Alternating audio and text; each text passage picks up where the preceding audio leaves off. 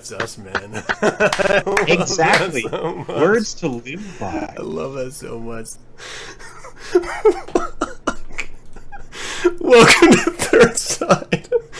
Navigating popular culture by Black Flame. I totally fucked that video up. I didn't have it queued up in the right spot.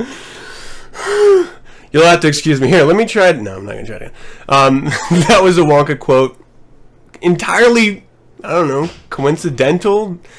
We have a theory. John, you want to float this theory before we... Oh, yeah, my name's Adam Campbell. My name's John Shaw, and yours isn't. You want to, before we dive into the show really quick, you want to toss the theory that we were speaking to our guest to just before we went live right now? Which one was that? Yeah, that's true. That's sorry. Let me frame this thing up for you. Gene Wilder. How we were just speaking to this last week. Yeah, it's tough to talk about him. He's very personal to me, of course. Everyone knows my favorite movie and all that crap. But it's tough to talk about him, like you were saying, about a week and a half after everyone else been talking about him. So yeah. How much do we say, that hasn't been said already? Well, I did want to bring up that we had brought it up to the tonight's guest, and not a couple days later he died. So I think maybe we have to be careful. Wait, let me just get this straight. Our guest didn't die. No. Okay, thank you. That our guest is fucking dead. We're on weekend Bernieing him into the show. He's just gonna be propped up. No, it's just odd that we start this show and it's featuring a quote from one of our favorite movies featuring this really wonderful actor, and then pop goes the weasel and motherfucker has to die on us. No, it did suck, and I don't really want to talk about it because we had already heard everyone talk about it. But good man, he's gonna be remembered. Good stuff. Good legacy of films, really. So, John, hey, how about you tell us about our guest this week? Tell us what we're going to be talking about. There's not much I can say about him that everyone does not already know. I think there's a few secrets. Our guest this week is Magister of the Church of Satan, Dr. Bob Johnson. Yeah, let's get some round of applause. I'm a little late on soundboard. How's it going, Dr. Bob? I'm good. Welcome to Matt's Gargoyle here in This is the home of old Nick and the Satanic Warlock. And welcome, gentlemen. It's a pleasure to be on your show. And I'm not dead. So no. He's alive! Well, thank you so much for coming on. We really appreciate your time. We know you have tons of projects, one of which we'll probably have come in and out of discussion because of the discussion. But John, what are we talking about? Did you already cue that up? Yeah, this week we're talking about the evolution of women, sex, and porn, and who better to talk about this with than Bob Johnson? Oh, baby, you hit all the hot buttons that I talked about. Sure. Women, sex, and porn. It's a good thing, some people would think it's odd that we don't have a woman on to talk about women, sex, and porn. But really, women didn't have rights 100 years ago, so since we're talking about the evolution of women, who better than men to talk about it? And You're right. And, you have to preface this whole thing by saying probably the audience we're speaking to now, which I'm assuming includes a lot of our beautiful witches, are much more savvy about this whole topic than we'll ever be. So... let's put that right on the table. These girls know what's going on, and they use their wiles and all of their magic to twist us around their fingers, despite what we think. Yeah, and even when we're aware of it, kind of dig it. We like it. I dig it. Turns us on. The original topic of the show today was the evolution of women, sex, porn, and scatology. But Bob's like, let's use the last part. I was really hoping we could squeeze that in, or maybe out. Squeeze it out, you mean? Shit-eating print too, John. All right, well let's dive into it head first. I want to throw in some more poop jokes, but I'm going to refrain. Bob, what do you think? How is the portrayal of women in popular culture and porn really? I mean, this is the industry that you were very successful in and still are, right? Mm-hmm. How has it changed? With the porn industry itself? Well, let's say the portrayal of women in the porn industry. Well, we have to harken back to, this is a much larger topic and a subject that really needs to have hours of discussion upon it its own. But Yeah. back in the 60s, when Dr. LaVey identified the over-feminization of women, in the decades that followed, this has created a zeitgeist of guys, especially millennials, who have felt less than manly. Mm-hmm. And and with the feminist push against this, and you see it in popular culture and TV, men are always portrayed as clowns and dumbasses who don't know what they're doing. This is all kind of seeped into men's brains, especially younger men.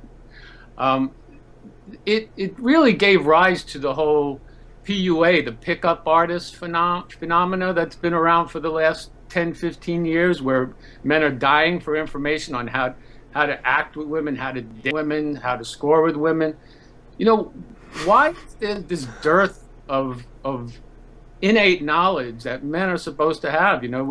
We are in fact the hunters, and we should know this stuff just instinctively, but we don't. And again, this over-feminization has caused a situation where men now look at women differently, and the politically correctness, and I have to say the nauseating political correctness of society has also created a feeling where men are afraid to approach women the way they used to. And this was the long roundabout answer to your question, Adam. It comes to the conclusion that how they've changed in our minds. Well, they really haven't changed. Women have not changed. Men's reaction to the over-feminization has changed the feelings and the approach that men are dealing with today. So that's part one of this whole thing. That's the big, broad-based, general discussion that needs to be put on the table. As far as pornography goes, well, the internet obviously has changed the whole face of pornography in the last 20 years like nothing else. The technology has crushed it. It's free. You can get all you want. You can get every type, every manifestation of porn that you can think of is out there. But what it has done... Where do we go to get that, Bob? In your drawer, underneath your... That right there. Keep it down. Thank you. The drawer after all this talk? Yeah. There's a bulge in the way.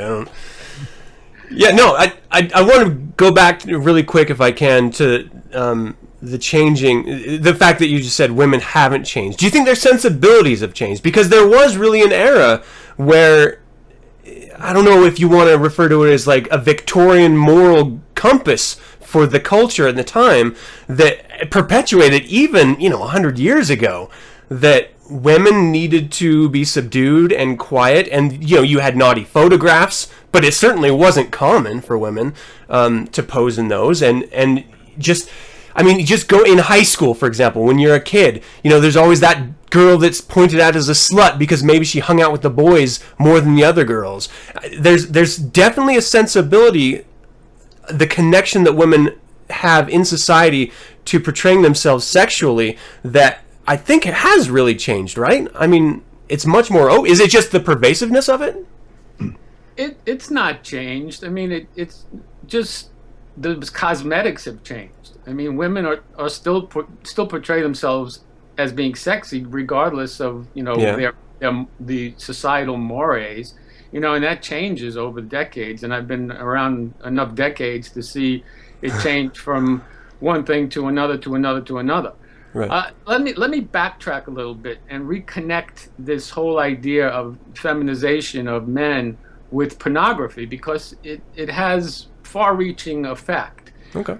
What the internet has done has oversaturated the libidos of men, especially young men. With this constant and always available visual stimulation, representation of every kind of sexual act you could think of, has created something in men's minds where they see that as the norm.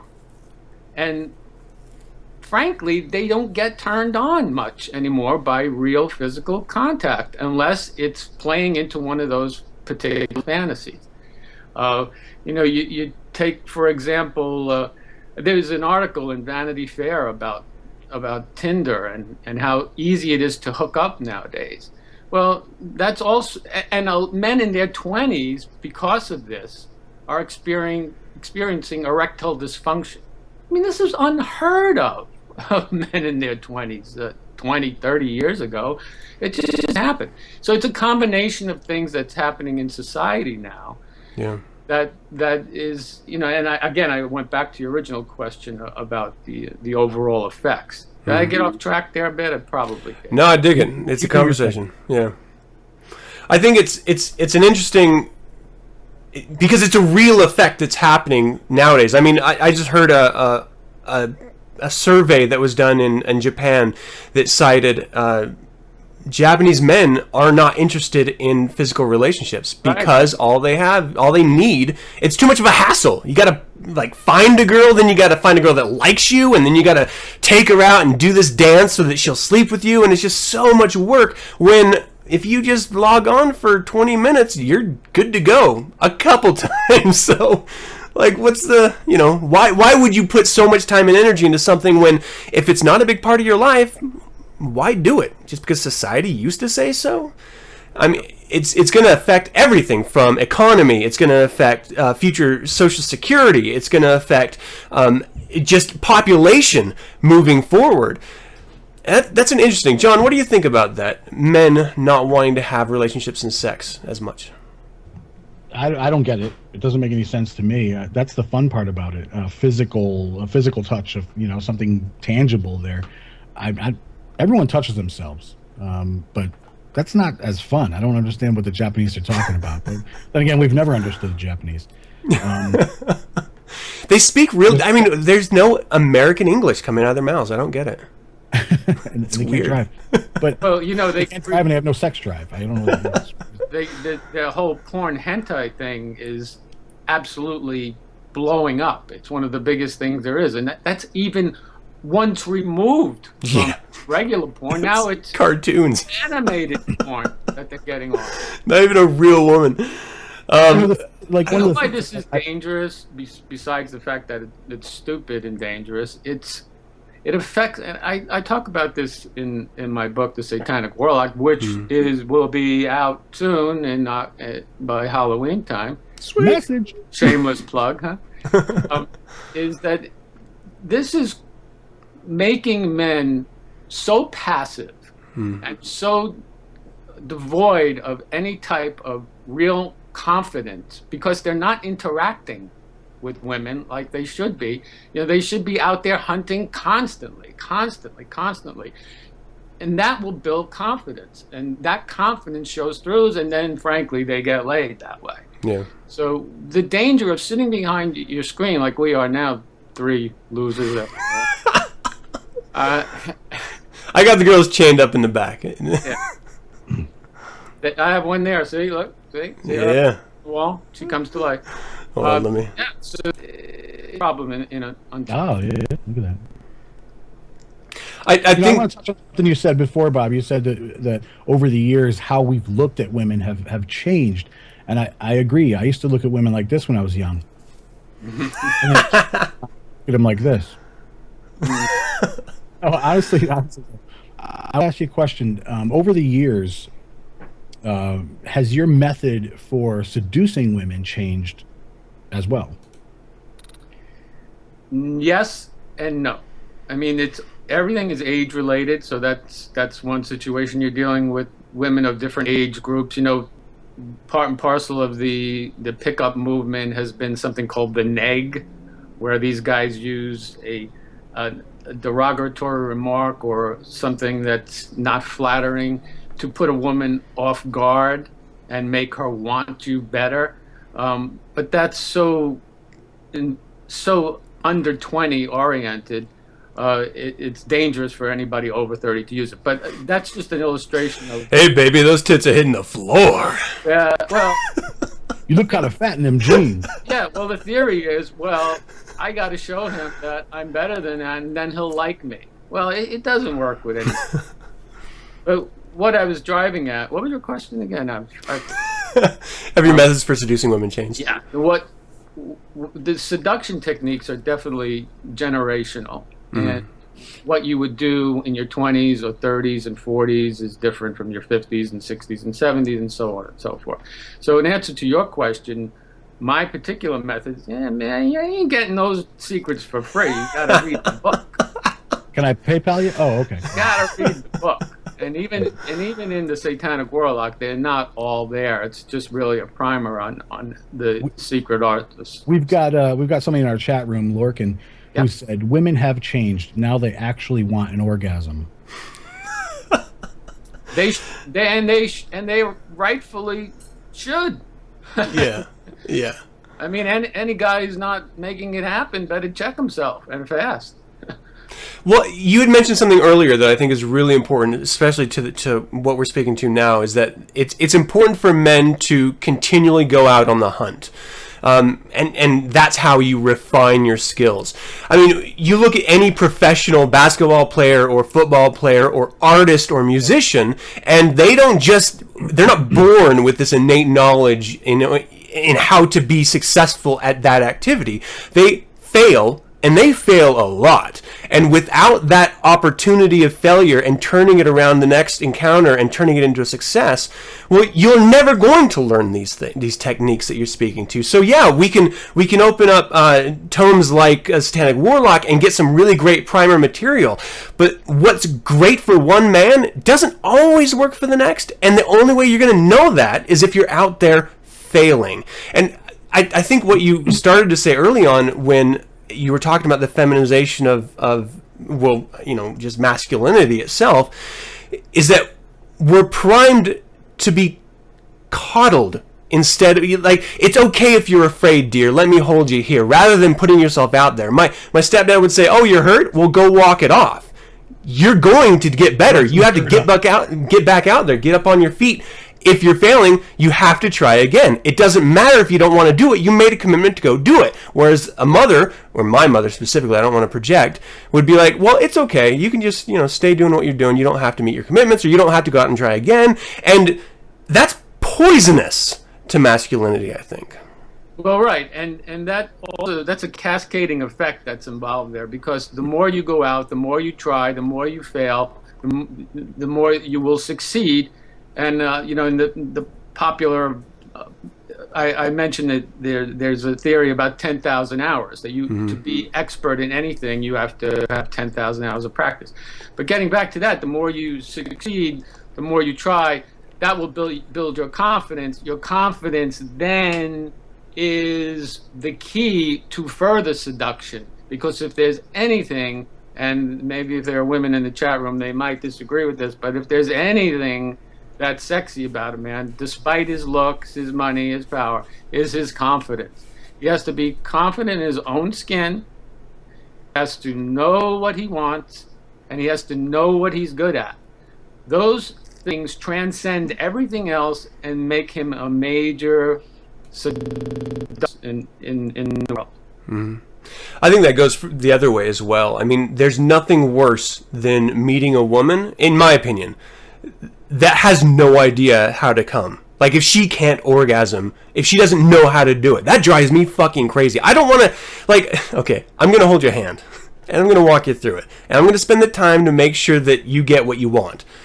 But it helps if you have a fucking clue first. You don't just walk into a fucking tattoo parlor and say, I want a tattoo, but I don't know.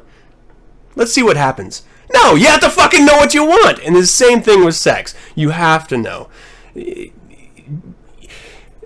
I don't know why I'm harping on this so much, except that I've had so many bad encounters as a young man because of this. I'm just like, I know. You're saying that women don't know what turns them on or gets them on? Early on, yeah.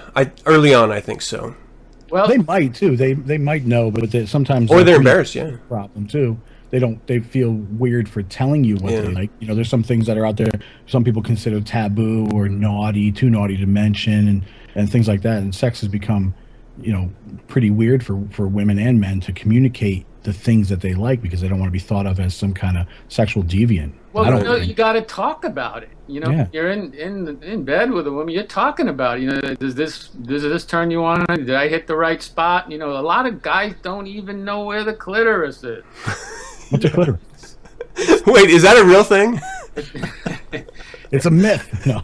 It's a sad commentary, but it's Yeah. Yeah, it's at the end of a rainbow with a pot of gold. I heard. That's what I don't know if it's true or not.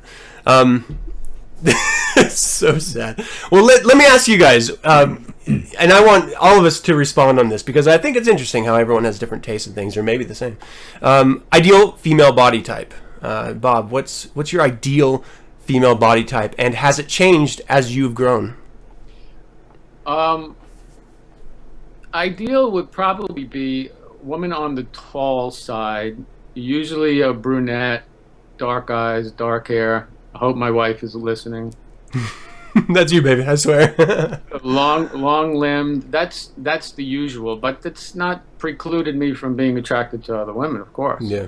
It's just an ideal that sort of kept going back to. Yeah. But by no means the only type of woman that's sexual. There are so many different beautiful women. What do you think, John? Well, I can answer this. I want to backtrack a little bit to what we were talking about before about, and then I'll come up to my answer. But I think that, because I was thinking about the Japanese for some reason. I don't know why. But I think their problem is, and other people's problems in the world, where porn is just oversaturated, like Bob said. Just it's everywhere. And you see pictures of women just totally almost nude, if they have anything on at all. And having that just, bombarded into your brain, you kind of... There's nothing left for the imagination anymore, and the imagination is what helps with anything sexual, because your brain is your best sexual organ. Right. So, I want to see a woman that has clothes on. I want to see a woman that has that dress on, but it's just a little bit of this or something showing, a little bit that gives me my imagination. If you get my brain flowing, blood starts flowing. You know what I mean? I don't want to see you naked off the bat, because what is that? I want to be able to think of this or picture this or imagine this, and I want to think of doing things to you I wouldn't do to a farm animal. That's what turns me on. So but I might, well, no, I wouldn't do that. But definitely wouldn't do that. I also mentioned this aspect in the book, and that's the power of lust. We just think of lust as just, I'm crazy in love, but lust is a powerful emotion that needs to be used and developed. I mean, it's that lust, and I'm talking about the part that goes from being sexually attractive to getting turned on to going wild. And it's that point where you go wild in that real lust that all bets are off, that you're going crazy there. Yeah, that's the faith. There's power in that, and to harness that and use it is an amazing thing. But to answer your question really quick, Adam, I know you're going to back off a thought. For me, I mean, there's different things. One day I like the way a redhead looks, or I might like. I don't like blondes that much, but sorry, blondes. But brunette. I do. I'll take it. Faster skin, just very light. I just love that. But nothing gets me going more than seeing a girl in sweatpants and a loose shirt with a ponytail and glasses on, reading a book. Really? Oh, because she has no idea what a werewolf I am, and that's your ECI, John. That's what it is. For some reason, somewhere along the line, that's what clicked with you, and there you go. Yeah. Wow. Yeah, I don't mind that, except I cannot stand a woman in sweatpants for some reason. It really drives me nuts. I like being able to see the shape of an ass.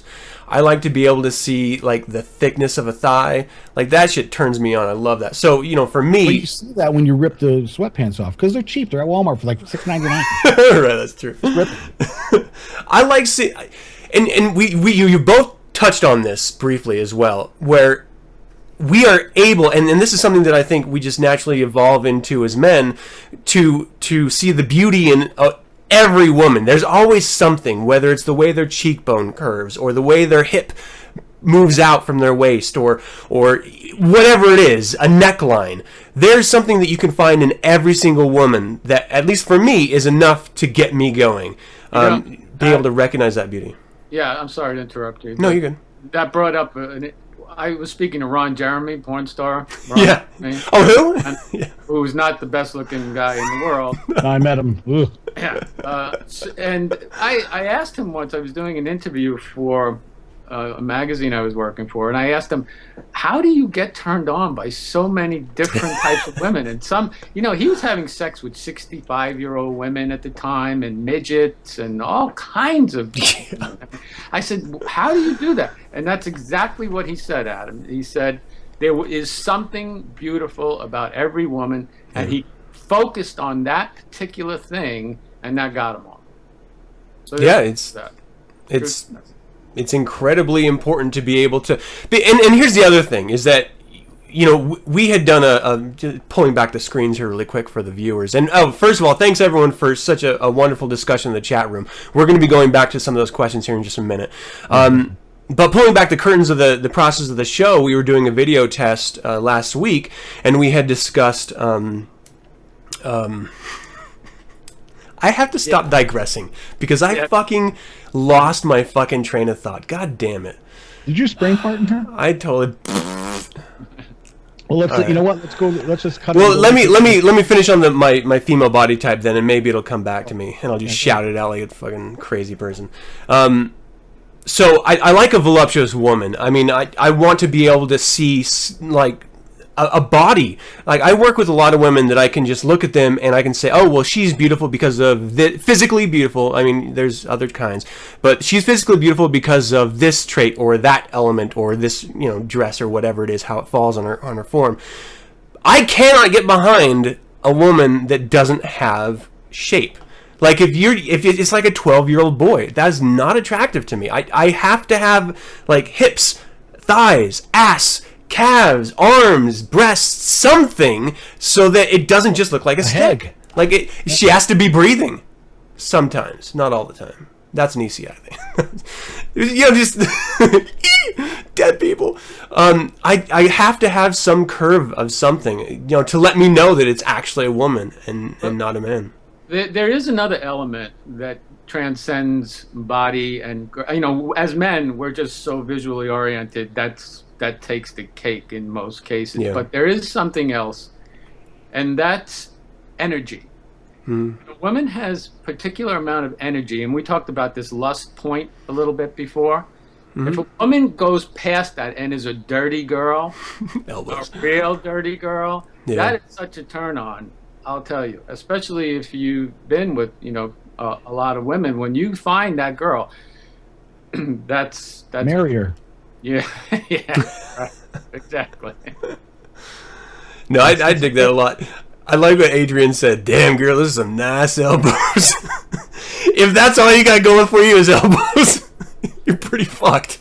Yeah. Hey, you know what? I want to ask a couple of the questions that people were asking. Yeah.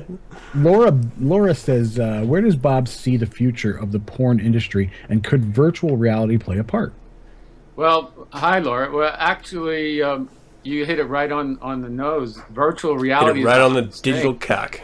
Yeah, virtual reality is the hottest thing in porn right now. They're making VR movies with the Google headsets and I forget the other ones, but this is the big buzz right now. There are conferences around it, and it's what it's allowing people to do. And also what Dr. LeVay said back in the day too was, robotics and artificial humans were going to be viable sex partners. Well, we're taking that first step with with the headsets, and now there'll be dildonic devices that will attach to both men and women.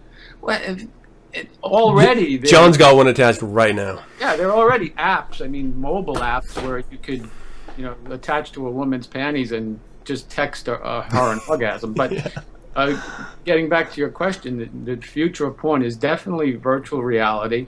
The convergence of technology and visual stimulation vis-a-vis movies or live cams, which I think is really the exciting part.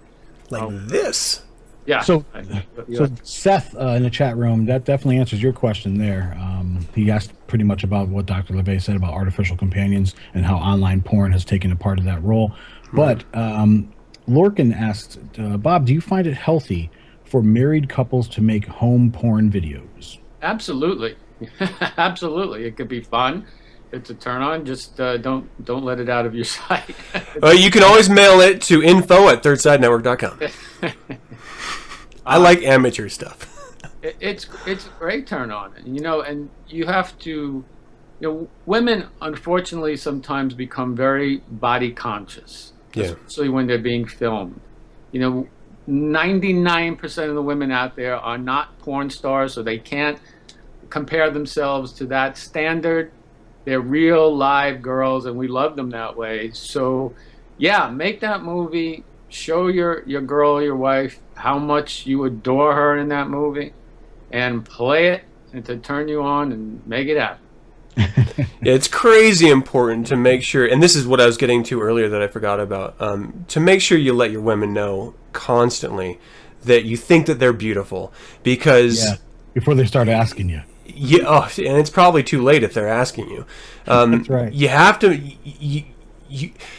There's a reason why throughout history mankind has looked at women as goddesses, because they are these amazing creatures that create life, and there is a strength in that some women are able to tap into, and that confidence that comes out of that authority that comes out of it is a massive fucking turn on.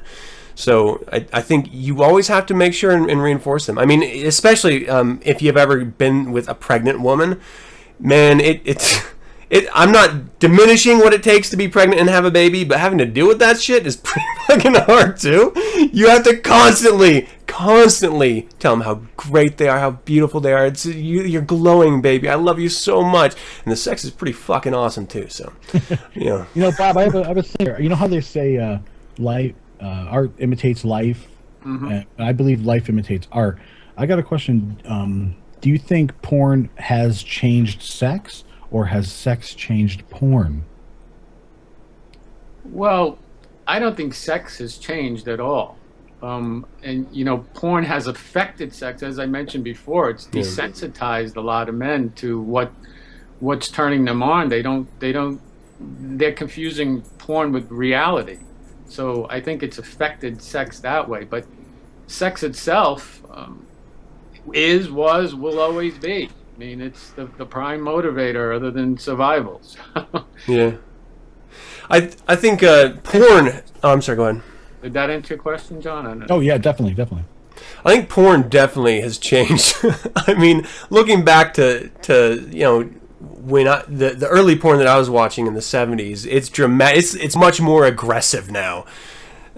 I really like.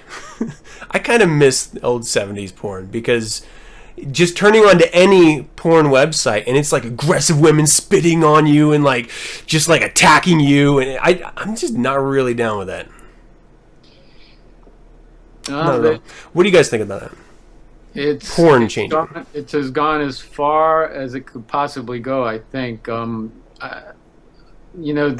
There are certain companies that do extreme anal porn now, and I was actually talking with a proctologist doctor, and they don't call themselves proctologists anymore for some reason. They call but there's something, and I don't want to get too gross about it, but there are movies with anal sex where they call it rosebudding, okay? Oh, yeah, no. Oh, the prolapsing? Well, I didn't want to get that clinical. But it's become so... I read about that.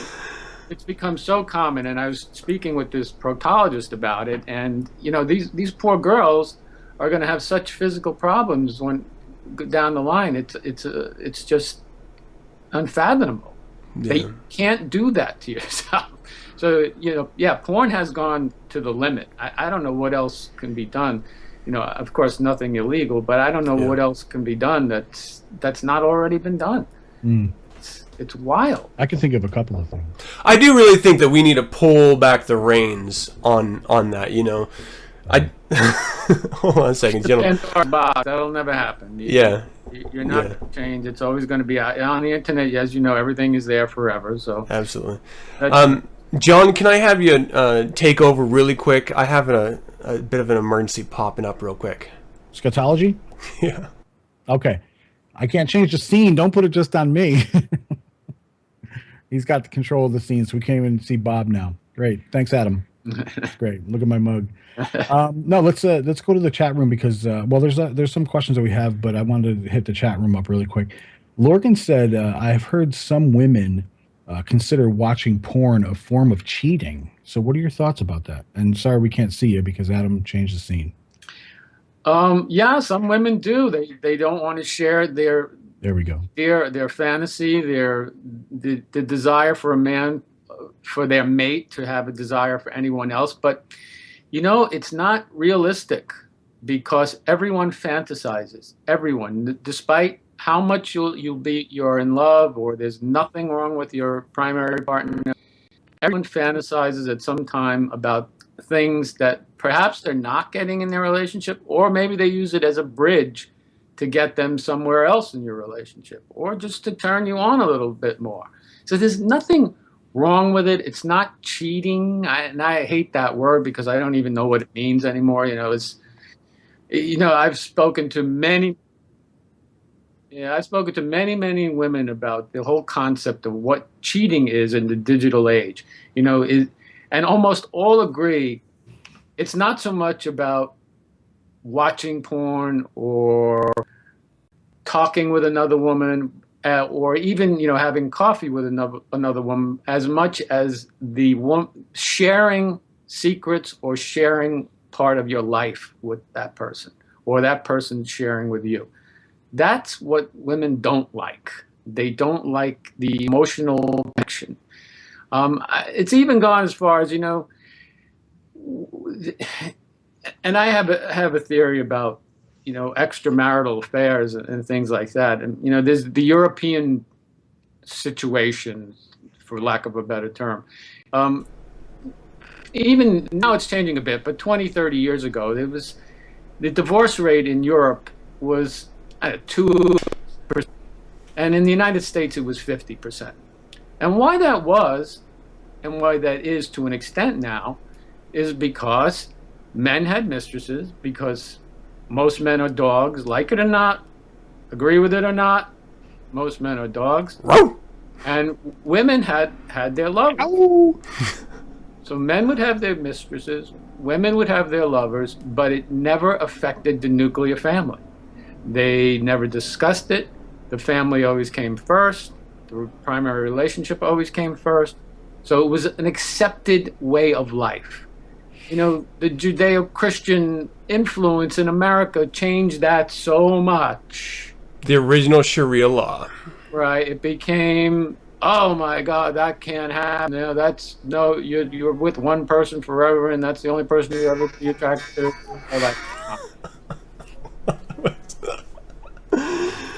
Oh man. So I don't know if that answered the question about cheating or not. But No, you kind of, yeah, you did. You left the. It's not cheating. It's not cheating. Come on, it's not cheating. Yeah, I don't think so at all. In fact, my porn watching has gone up since I've been married. So if it's cheating, don't watch this, honey. It's not real. I'm lying. What do you guys think about the image of women being controlled by society? About, let's talk about magazines, for example.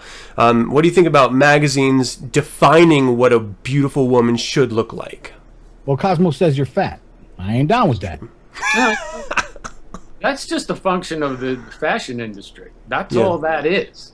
The girls who are zero size look better on the runway, and they look better. The dresses look better on them on the runway, and the dresses look better in the rack. That's what that all is. That has nothing to do with what the male population, or even the female population for that matter, deems as attractive.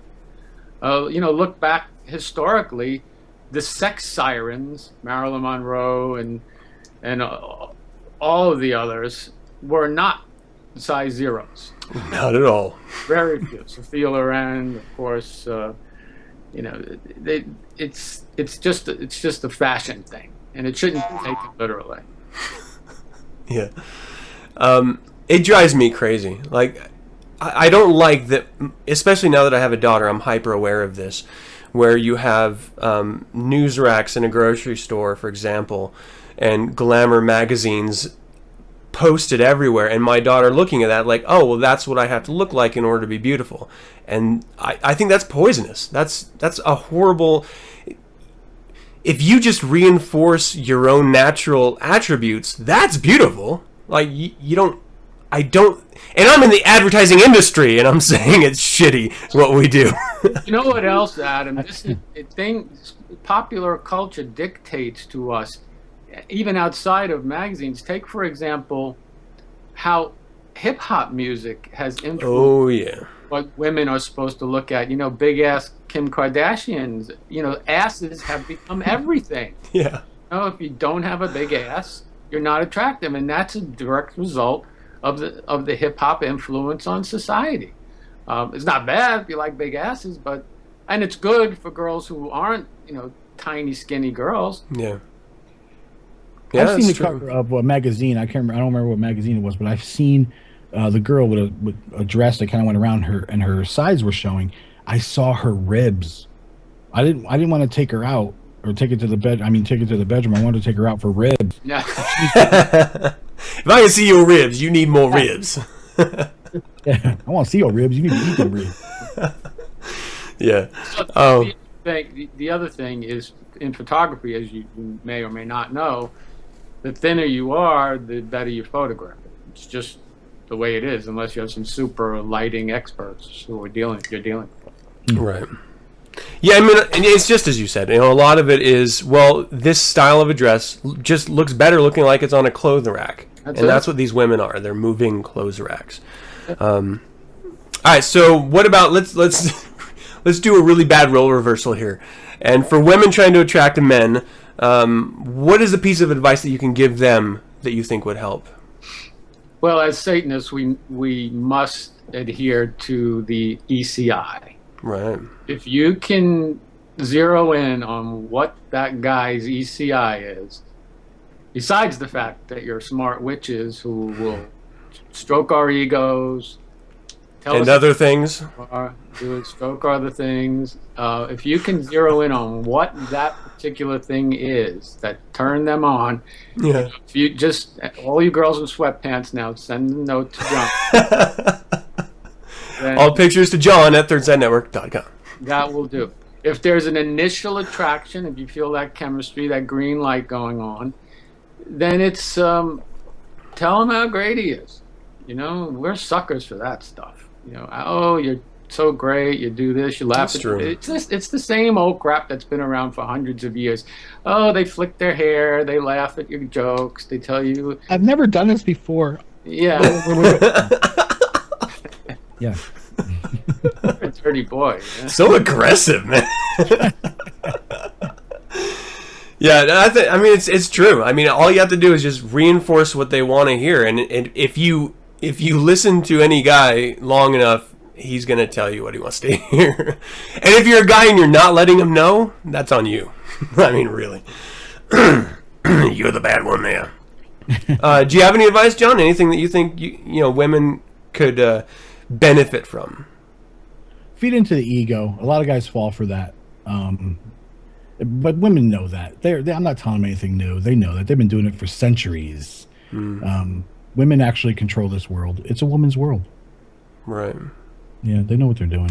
See, I don't think they actually control it, personally. Yeah. I think they can manipulate their way around it, but if they controlled it, they would have had rights much sooner. They don't want them. They don't want them like that. They'd rather think you... That's interesting. That's it. Bob, what's your take on that? Do you think women don't really want all of the rights that nowadays they're claiming? Because this is a conversation that's been had, for 100 years since they've gotten the right to vote, and we've really moved forward with women's lib. I mean, do women really want to be equal? They want to be respected. Yeah. That's what they want. They still want their Prince Charming. They want to feel safe. They want to feel secure. But they want to be respected by the same point. And that, I'm not talking about opening doors for them. Yes, they like that because it's mannerly. They want you to push their chair in for them. They want you to be mannerly and respect them, and they want to be your goddess. They want you to be their Prince Charming. Yeah, and think about society, guys. It's like, women don't want to be in charge, because when you're in charge, like men are, or how they perceive us to be, we are looked as the king and the person in power, and there's always a level of resentment toward that hierarchy. So when you're underneath and you're the victim, or there's some stuff, and you whether you want respect or you feel sorry for them, there's always that level of control from back there, and I think that's where women stand. Well, that's a product of many, many years ago of men worrying that they were going to lose their women. If they gave women that power, they were afraid they were going to lose control of them, and that's what they didn't want to happen. Right. And then it went overboard. As again, we talked about this before, the over-feminization of women. It's gone overboard, and the feminists, the hardcore feminists, who are really don't like men, position it as a battle. It's not a battle, it's a dance. Dance the dance, and we'll both be happy. Yeah. So that was actually really well put. Thank you very much. Let's get down to brass tacks. Favorite porn stars, people. Me first? Yeah. Contemporary or old school? Oh my gosh, there's a list. Pull out your Rolodex. What do you got? No, let's say old school. What's your favorite old school? Probably Vanessa Del Rio. Really? Yeah. I remember her. Latin from Manhattan. Yeah. Wow. She was pretty dirty and very curvy. She had a puffy muffin. It was nice. Puffy muffin too. Yeah, she was great, and she could almost act. Yeah. Contemporary would have to be Sasha Grey. Ooh. And for a couple of reasons. One, she can act. She was actually in Californication. Yeah, and she was in an Eminem video too. She was in the Girlfriend Experience, that movie by what's the famous director? I forget who he is now. But she was in that movie. But why I like her so much, she's not particularly the most gorgeous girl or that, but her energy. Yeah. We talked about the lust factor before. This girl knew how to press that button. She would just lose all her inhibitions in a scene and just do whatever came to mind and enjoy it. The energy is off the charts with her. Yeah. And you got that. That you got that from the movie. You saw that she was enjoying every bit of it, whether she was being, the object, or she was objectifying some guy or another girl. Her energy was crazy good. So those nice. Awesome. Do you have one, John? I have a few.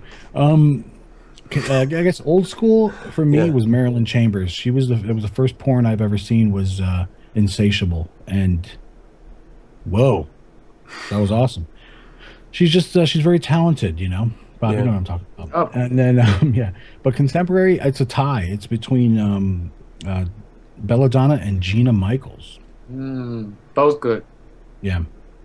See, I don't. Belladonna is in that Sasha Grey class. She's like that. Yeah. Yeah, I have a friend that's actually dating her sister. Wow. Yeah. 6 degrees of pornography. Yeah, right. But I don't. Michael, man, just a big girl. You know what I'm saying? She's got the meat that you like, Adam. She's she's really down to do it all. And there's no holds barred and no holes barred. I respect that a lot. I'm a fan of the back door from time to time. I don't really have, because I don't watch it enough to get names, and I definitely don't watch modern porn enough to get any names off of it. But there is the mom from Taboo. Now, Adam. What's that? My lie detector's going off right now. I don't get the names. I get the breasts. I don't get the name. No, the mom from Taboo, man, she does it for me, dude. like in a Yeah, bad that. fucking way. Yeah, so that's it for me. Bob, who was that actress? Do you know? I don't know. I mean, I could Google it. I just don't want to have everyone here typing. I'm horrible about that. I think is that a Wicked movie, Tabo? I think It's Like, it's that's like an an old- incest movie, like the original. Those old big laser discs the size of record. You know, I can't. So good. All right, well let's wrap it up for this this main discussion. Bob, thank you so much for joining us to talk to. I can't imagine anyone else being able to do it, and everyone. With all your questions that we didn't get to, I apologize. You guys had a really great side conversation as we were talking. We were trying to catch it in little bits and pieces, so we really appreciate it. We do have a little segment here that we want to get to called How Does Your Fluid Flow? But before we do that, I want to take a quick, brief intermission. I'm going to grab a glass of wine. Gentlemen, if you need to hit the head or something, I don't know. Let's run a couple commercials, and then on the other side, we'll do How Does Your Fluid Flow? All right, so let's mute mics, and I'll see you on the other side of that. That is, of course, if I can find my fucking button for it. In 1969, he published The Satanic Bible, codifying Satanist religion, the first time it's been done in human history. In the name of Satan, ruler of the earth, Campbell, come forth from the pit, bestow the blessings of hell upon us. For we are your children, and we invoke thee this night. In 2001, I was appointed High Priest of the Church of Satan. In 2007, I published the Satanic Scriptures, further defining and expanding on Satanic philosophy and greater magic ritual. Hail, Satan full of might! Hail, Satan full of might! Our allegiance is with thee! Cursed are they! The God adorers! And cursed are the worshippers! Of the Nazarene eunuch! For the past 50 years, the Church of Satan has stood as the sole organization to define and defend Satanism as a religion. And though pretenders to the infernal throne have come and gone, we have stood the test of time and will into the future. Visit churchofsatan.com for more information and read the Satanic Bible and the Satanic Scriptures. Knowledge is the solution for ignorance. Hail Satan! Hail Satan! Hail Satan!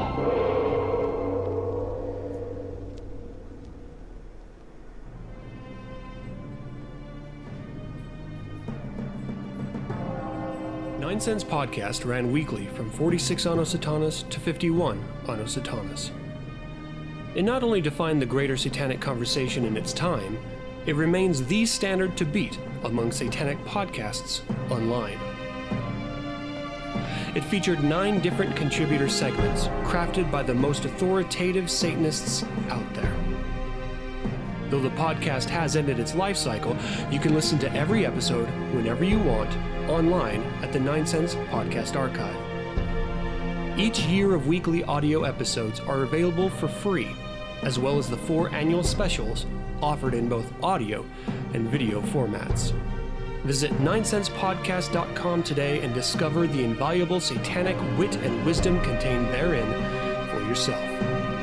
9 Cents Podcast Archive. Relive the satanic perspectives of our modern world.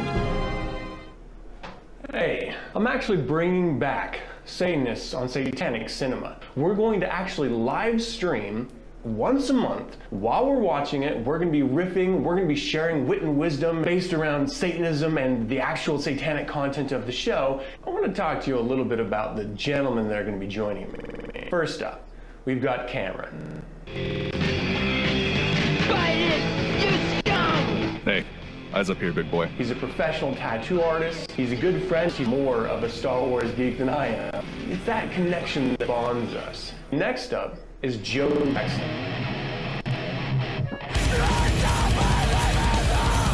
He's funny as shit. He's a professional musician. This series is going to be better because he's involved. And then there's me. My name's Adam Campbell. What? Beer's getting warm. These fucking guys. All right, look, I've got to get out of here. Oh, enjoy it.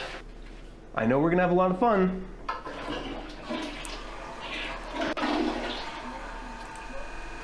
And we're back from the break. Thank you, everyone. I'm having video issues. I don't know what it is. I got to cue it up properly.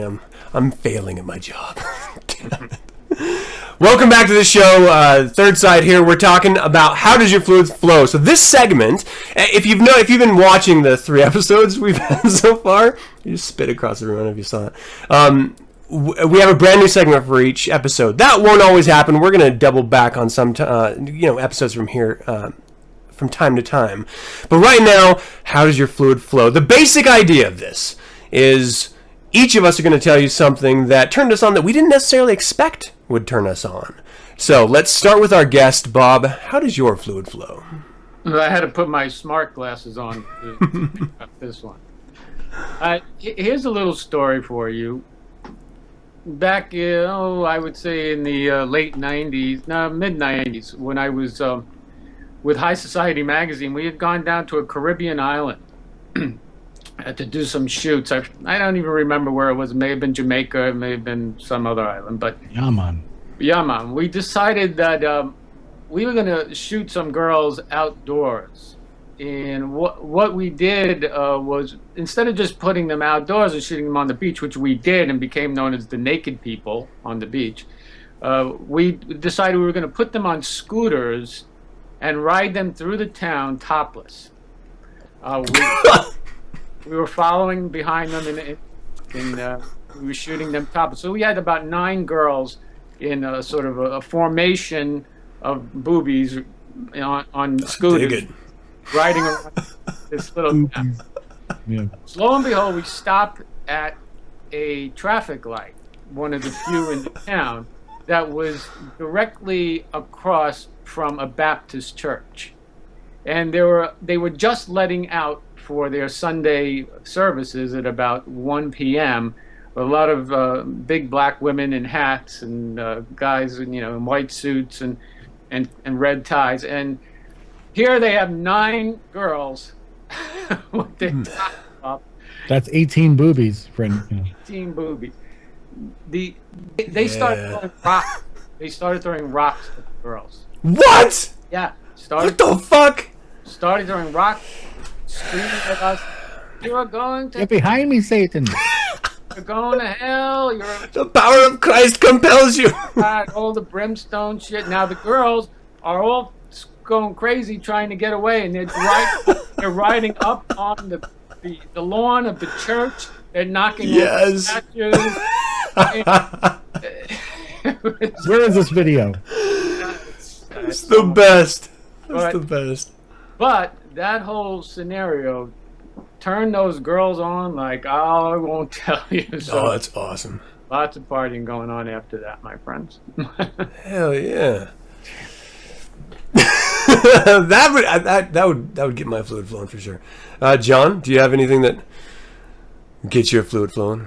How do you follow that? You should have made me go first. I'm sorry. This is my fault. Damn, rocks and shit. No, for me, get your boobies behind me, Satan! That's so funny. I was wondering, did any rocks bounce off of boobs? You can bounce a quarter off that ass. Well, in those days, the fake boobs weren't as good as today, so there probably were a few. It popped a few. No, but there was saline solution everywhere. For me, I found out at a pretty early age. I had a girlfriend when I was 15, who was pretty wild, and we started to do things outdoors and in areas where we were like can get caught at any moment, and that to me is such a turn on, to just where like let's hurry, this is gonna get caught, we're gonna get fucked.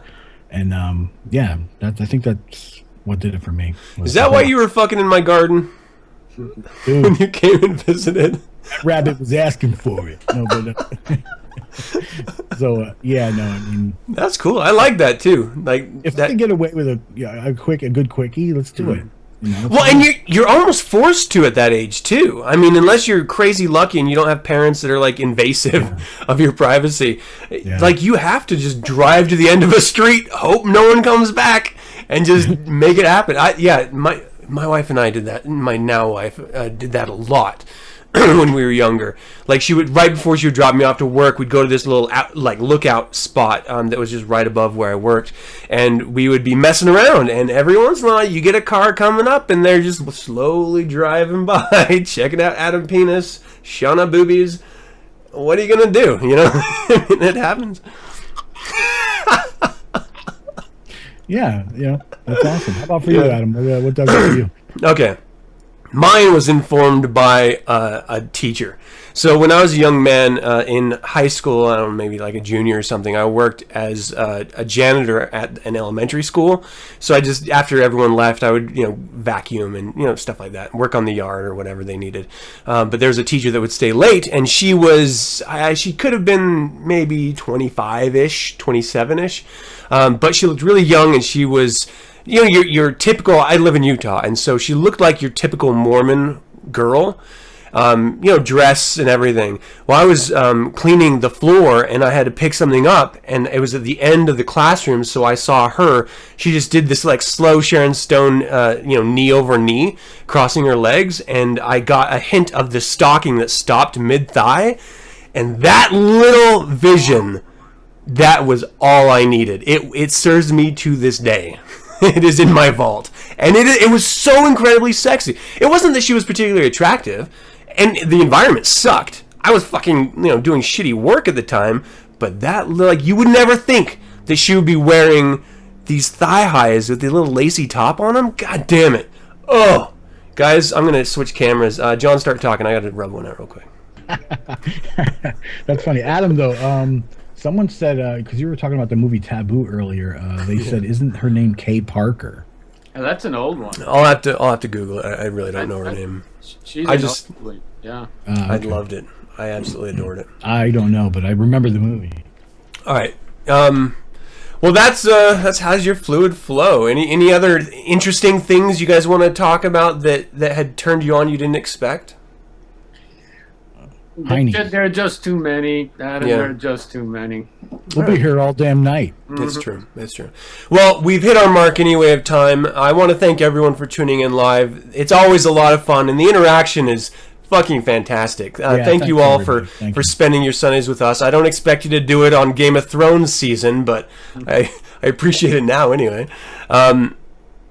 You can always connect with us on social media, Facebook, Google+. Like us on these different venues. Subscribe to our YouTube channel. If you catch us streaming and you go to YouTube, you can join the chat room and interact with the show and its hosts and us, your, monkeys dancing on screen for you every single week. So every week they're on, I should say. I'm too used to doing a weekly show, even after like 8 months.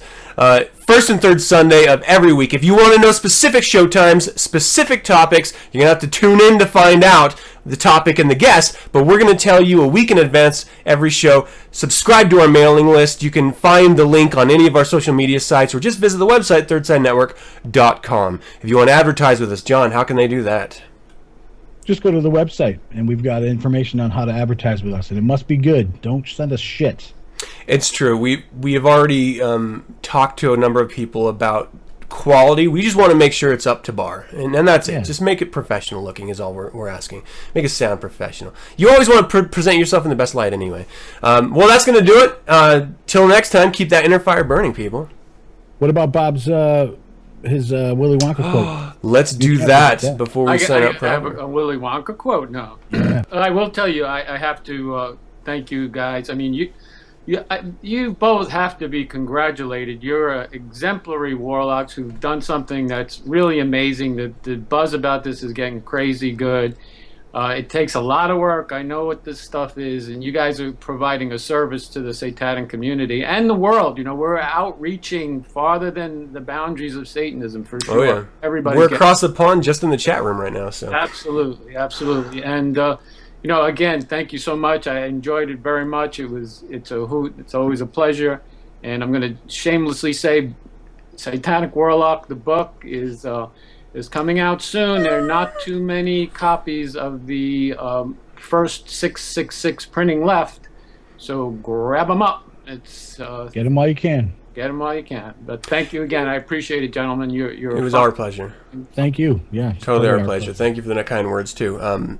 Well, yeah. I mean, until next time, people. You guys want to do a little post show? Yeah, but what about his Willy Wonka quote? I gotta have one. Can you quote back for us? If you don't have one off the top of your head, can you do the "We are the music makers and we are the dreamers of dreams"? We are the music makers and we are the dreamer of dreams.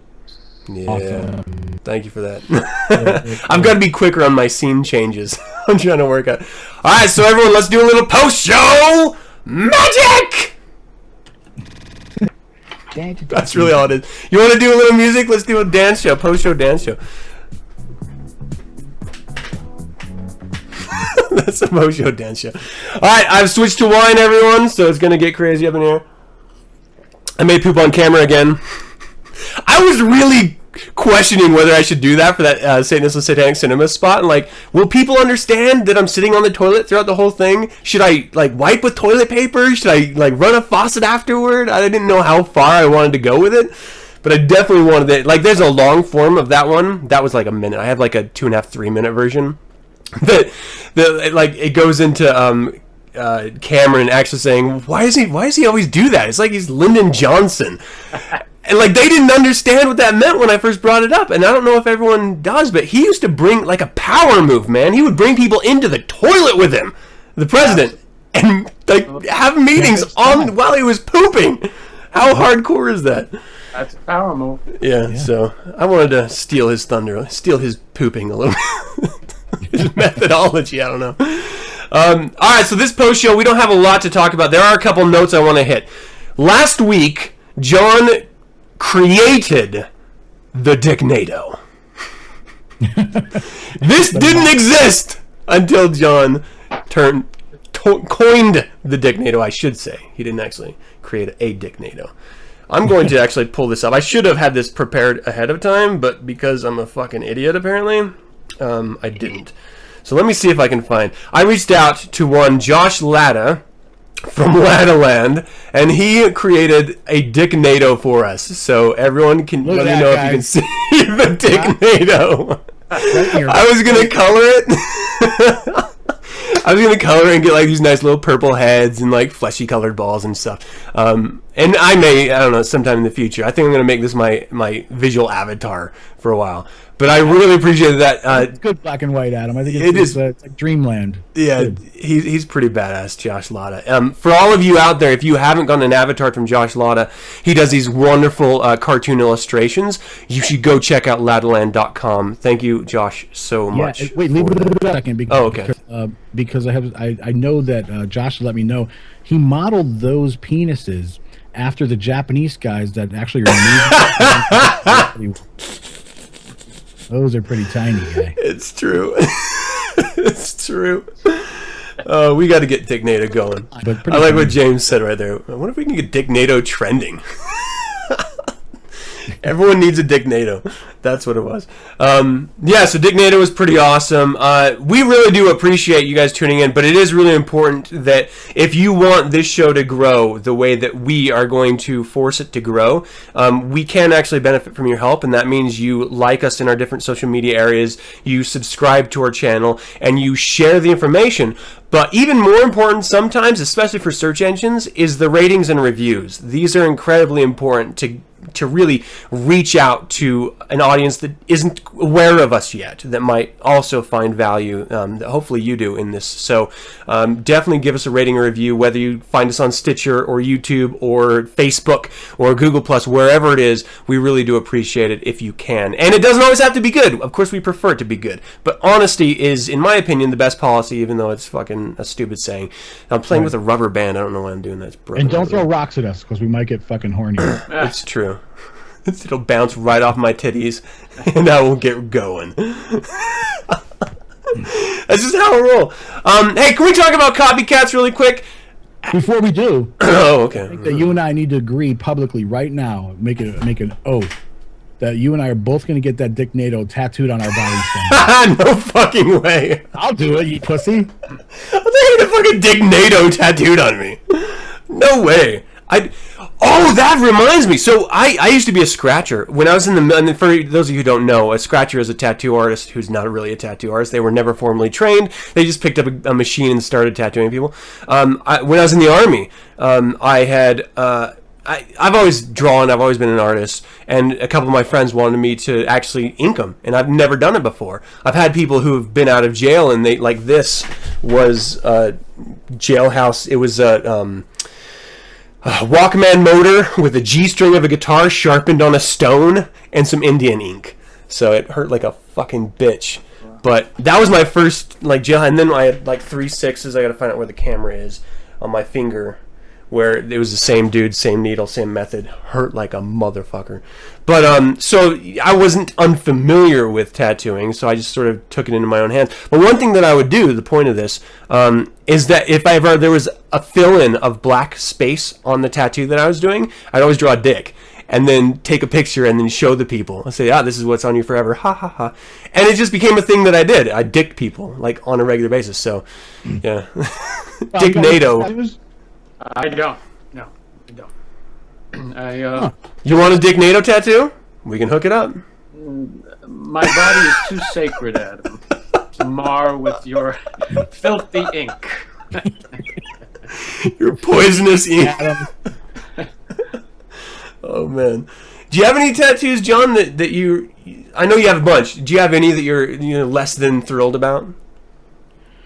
I did until Dorian had me out to California, and 8 hours later covered up what I wasn't proud of, and you can't even tell I have it on there.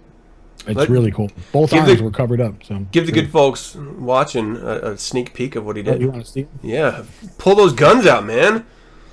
It's like a huge dragon. Pretty badass.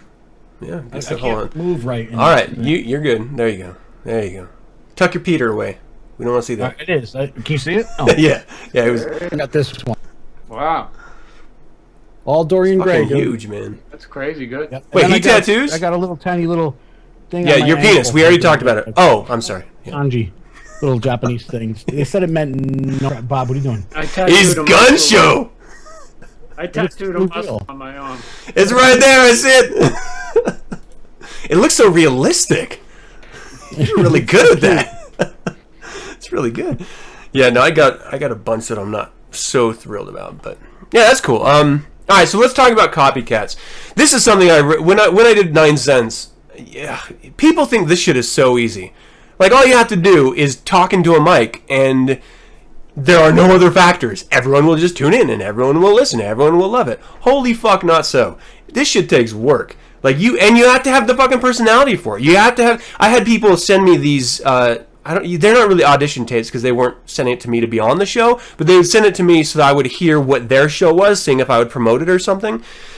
Worst fucking shit ever. It was just like droning on and on. And then there's satanic shows that pop up after I had been doing mine, where there was a vacuum, which is why I started 9 cents in the first fucking place. But there was shows that would just pop up because people think it's so fucking easy and everyone wants to be paid attention to. Everyone wants their ego stroked in some way, and just crap. I can't listen to half the shit that's out there, and it drives me fucking crazy because I want nothing more than the airways saturated with quality satanic content. We have to bring Third Side here in order to get this shit running. Like, it drives me nuts. Tell us how you really feel. Yeah. So, so now with Third Side, this is going off. How many people are going to be trying to do the same goddamn thing or transforming their existing crap show into something like ours? Like, it just drives me crazy. And I know people say that copying is the best form of flattery. Bullshit. It means you don't have shit to bring to the fucking table and you're trying to steal someone else's fucking thunder. Well, guess what? Ride the motherfucking coattail all you want. You're always going to be behind me. It drives me nuts. Ugh. Have you run into that? You must have run into that, Bob, with the career that you've had, the different endeavors you've gone through. Well, sure, all the time. I mean, movies that I've created and produced, and you get copycats coming out of the woodwork, and Fortunately, no one's tried to copy old Nick because they're too scared shit to do it. So that never happened.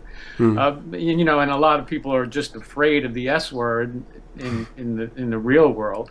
But yeah, it happens all the time. I mean, it will probably happen with the book too. There'll be some composer who'll come out with the complete world. Yeah. EAT. It happens. You know, we know. You know, with other groups that I won't mention their name. I won't even give them the airtime. But they're bullshit posers, and they claim and they grab publicity, and it's just a lot of nonsense. So you know, with their pedophile statues and stuff like that, you know. Right.